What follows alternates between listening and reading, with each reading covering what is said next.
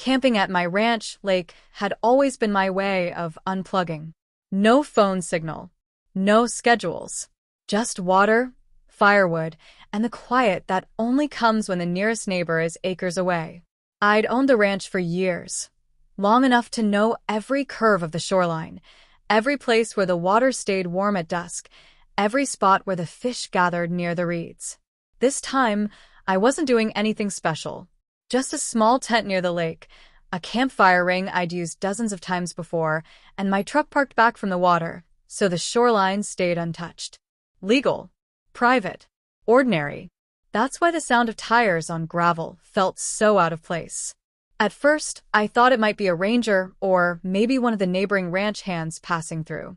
But then I saw the lights, red and blue flashing between the trees, cutting through the dusk like an accusation. Police. I stood up slowly, hands visible, not because I was afraid, but because I'd learned something over the years. When authority shows up uninvited, calm is your strongest weapon. 2 officers stepped out of the cruiser. Professional, neutral, but alert. "Sir," one of them said, "we received a call about unauthorized camping." I almost laughed. Unauthorized camping. On my own ranch. At my own lake. I asked who made the call. They hesitated, then said it. The HOA. Of course it was. The same HOA that bordered my land, but didn't own a single inch of it. The same HOA that had tried again and again to act like my ranch was part of their community, just because they could see it from their walking trails. According to the report, I was trespassing, damaging common property, and refusing to leave restricted land. All lies. But lies told confidently enough to get police dispatched. I told the officers calmly that I owned the ranch, that the lake was private, that the land they were standing on was deeded, surveyed, and legally mine. They nodded, but didn't commit. "We just need to verify," one of them said. That's when I noticed something else. Down the shoreline, just barely visible through the trees, were people. 3 of them. Standing near the water. Not officers. Not ranch staff. HOA members. Watching. They hadn't just called the police. They'd come along to make sure I was removed. That detail mattered. The officers asked for proof of ownership. I told them it was in my truck. I'd learned long ago to keep copies on hand for moments exactly like this. As I walked toward my vehicle, I could feel the eyes on my back. The HOA people weren't hiding. They stood there with crossed arms, already convinced they were about to win. I handed the documents over, deed, survey map, boundary overlay clearly showing the lake entirely within my ranch. The officers studied them quietly. Then one of them frowned. "Can you point out where those people came from?" he asked. I gestured toward the HOA trail that cut down toward the water. He nodded slowly. Because here's the part the HOA hadn't thought through. Even if, somehow, I didn't own the lake, which I did, they definitely didn't. And the moment those HOA members stepped off their managed land and onto my shoreline without permission, they stopped being witnesses. They became trespassers. The officers walked down toward them next. And as I stood there by my campfire, smoke curling into the evening air, I realized something was about to flip. Hard. Because for the first time, the HOA hadn't just overreached. They'd crossed the line themselves. The officers approached the shoreline slowly, their flashlights sweeping across the ground. The HOA members stiffened the moment they realized the attention had shifted away from me. One of them spoke first, too fast, too confident. "We're with the HOA," he said, as if that explained everything. "We reported him for illegal camping." The officer didn't respond right away. Instead, he asked a simple question. "Whose land is this?" The man hesitated. "Our community manages this area," he said. "It's HOA-controlled property." That was the problem. The officer turned back to me. "Sir, do you have documentation showing the lake and shoreline fall within your property?" I handed him the survey map. He laid it flat on the hood of the cruiser, illuminated by headlights and flashlight beams. Clear boundary lines. Parcel numbers. The lake sitting squarely inside my ranch perimeter. The officer traced the line with his finger. Then he looked back at the HOA members. "Do you have permission to be here?" Silence. The second officer asked for their names, then their IDs. That's when the confidence drained out of them. They started backpedaling, claiming they were just checking things out, that they didn't realize they'd crossed onto private land. One of them insisted the HOA had always used this shoreline. The officer didn't care. Always doesn't override a deed. Dispatch confirmed my ownership within minutes. The tone of the interaction shifted instantly. I went from suspect to property owner. And the HOA members? They were now the ones being questioned. The officers explained, calmly but firmly, that entering private property without permission constitutes trespassing. Calling the police doesn't grant immunity. One of the HOA members tried to argue. He pointed at my tent, my fire ring, my cooler, like they were evidence of a crime. Instead, they were proof I belonged there. The officers issued a warning. No citation this time, but it was documented. Names recorded. Location noted. False reporting flagged. Then one officer turned to me. Do you want them removed from your property? I looked at the 3 HOA members standing awkwardly by the water. Embarrassed. Angry. Suddenly very aware they were out of bounds. Yes, I said. The officers escorted them back toward the trail they'd come from, instructing them to leave immediately and not return without my permission. They didn't argue anymore. As the HOA members disappeared into the trees, the officer came back and shook his head. They never mentioned they were on your land, he said. That changes things. He advised me, again, to document everything, to keep copies, to report any future incidents immediately. As the cruisers pulled away, the lake fell silent again. The fire crackled.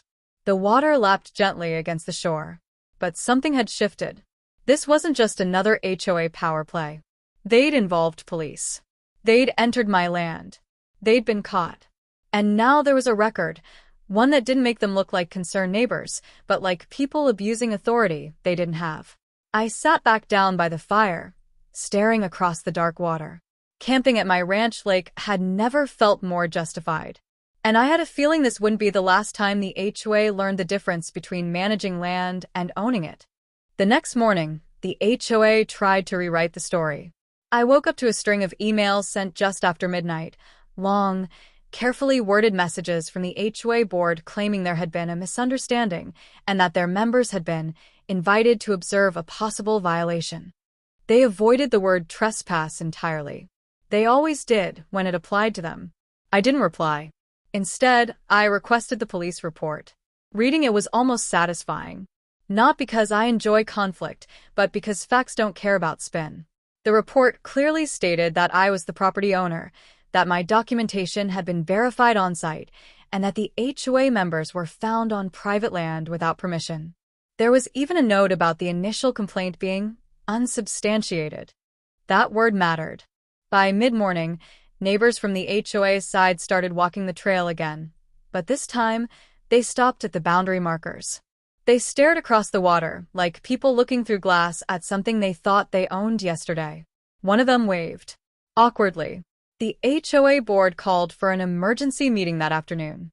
I wasn't invited, but I didn't need to be. I could already predict the agenda. Damage control, blame shifting, and figuring out how to keep authority without admitting fault. They tried one more move.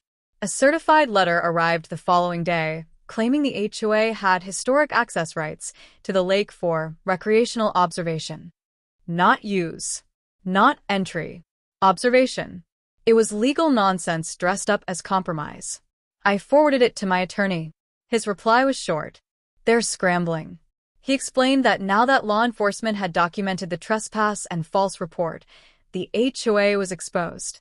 Repeated behavior could escalate into harassment claims. And any suggestion that they possessed rights to the lake, without proof, only made things worse. That's when I decided to stop reacting and start setting boundaries. I posted clear signage at every point where HOA trails approached my land. Private property. No trespassing. Nothing aggressive. Nothing threatening. Just the law in plain letters. Within days, the HOA removed any mention of the lake from their website and newsletters. No more community lake walks. No more shoreline cleanups. The illusion was cracking in public now. Residents began asking questions. Why weren't they allowed near the lake anymore? Why had police been involved? Why did the HOA keep insisting the lake was shared if it clearly wasn't? The board had no good answers. They blamed boundary confusion. But boundaries don't move. People do. I returned to camping that weekend, same spot, same routine. This time, no police lights. No spectators in the trees. Just the sound of water and wind. And yet, I knew this wasn't over. When authority is challenged, it doesn't disappear quietly. It waits. And I could feel the HOA preparing one last attempt to reclaim control, this time, not through presence, but through paperwork. They were about to find out that paperwork works both ways. The HOA's next move didn't involve flashlights or police radios. It involved lawyers. A thick envelope arrived at my house 3 days later, marked formal notice of dispute. Inside was a carefully constructed argument claiming the HOA had implied easement rights to the lake based on years of uninterrupted community use. They weren't saying they owned it outright, just that they'd behaved as if they did long enough for it to matter. That's a dangerous argument when it works. It just didn't work here. My attorney and I went through it line by line.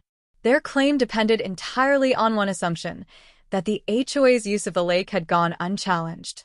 But the police report, the documented trespass, and my prior written objections destroyed that premise completely. Implied rights vanish the moment permission is denied. And it had been denied, clearly, repeatedly, and now officially. We responded with a single packet: survey maps, deeds, a timeline showing exactly when HOA members had crossed onto my land without consent, copies of the police report, and a formal demand that the HOA cease any claims of access or control over the lake. We also included something else: a notice of intent. If the HOA continued asserting rights they didn't have, or encouraged residents to enter my land again, we would pursue a civil action for harassment, trespass, and misrepresentation. That got their attention. The tone shifted overnight. The HOA's attorney called mine directly. No board members on the line. No posturing. Just questions. Clarifications. Quiet acknowledgement that their position was weak. Very weak. Then came the internal fallout. Residents began requesting records, meeting minutes, old agreements, anything that proved the HOA had ever owned or been granted rights to the lake. The board couldn't produce anything because nothing existed. The narrative they'd sold for years unraveled fast. One board member resigned, then another. The president followed shortly after. In less than 2 weeks, the HOA's leadership turned over completely. The new interim board sent me an email. It was short, apologetic, direct. They acknowledged the lake was not HOA property. They admitted members had entered my land without permission. They committed, in writing, to preventing any future encroachment. They asked for one thing in return: peace. I agreed. Not because they deserved it, but because I wanted the same thing. The agreement was formalized, recorded, and attached to the HOA's governing documents so future boards couldn't forget. Any violation would carry automatic penalties. When it was signed, something finally settled. Not just legally, but personally. Camping by the lake no longer felt like defiance. It felt normal again, the way it always should have been. Still, I stayed one more weekend out there. One more night by the fire. One more morning watching the mist lift off the water. Because I wanted to be sure. Sure that the silence wasn't temporary.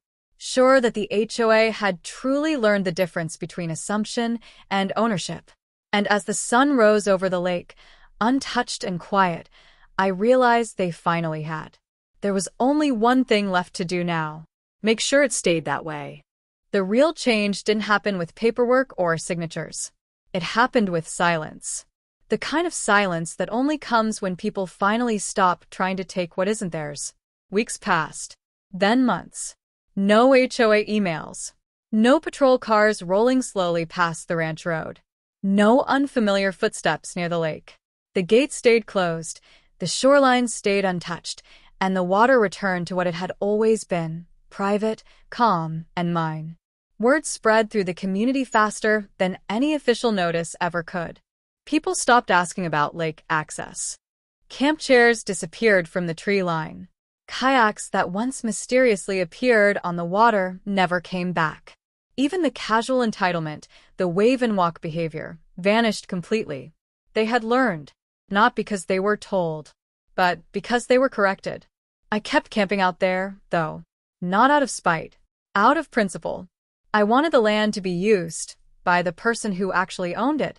Fires burned low and steady. Coffee boiled at dawn. The lake reflected the sky without interruption. And every now and then, someone from the neighborhood would stop at the gate. Not to argue, to ask, is the lake really private? Did the HOA lie to us? Can we ever use it again? I answered honestly every time. Yes, it's private. No, they never owned it. And no, access isn't automatic just because something looks convenient. Some were angry, some embarrassed. A few apologized. Most just nodded quietly and walked away, realizing too late how easily they'd believed authority without proof. That's the thing about HOAs. They rely on assumption more than law. They count on people not checking maps, not reading deeds, not asking hard questions. And for a long time it works until they run into someone who does all three. The lake taught me something important. Ownership isn't loud. It doesn't need signs or patrols or threats. Real ownership is calm, documented, patient, and when challenged, it doesn't raise its voice. It presents facts. The HOA learned that the hard way. The police learned it in a single night. And the community learned it by watching an illusion collapse. Now, when I sit by the water at night, there's no tension in the air. No sense of waiting for headlights or radios. Just frogs, wind through the trees, and the soft movement of water against the shore. Exactly how it should be. The lake didn't change. The people around it did. And every time I pitch my tent, light a fire, or watch the sun set over land I know, without question, is mine, I'm reminded of something simple but powerful. You don't need permission to enjoy what you legally own. You just need to be ready to defend it when someone forgets that fact. And if they ever do again, I'll be right here.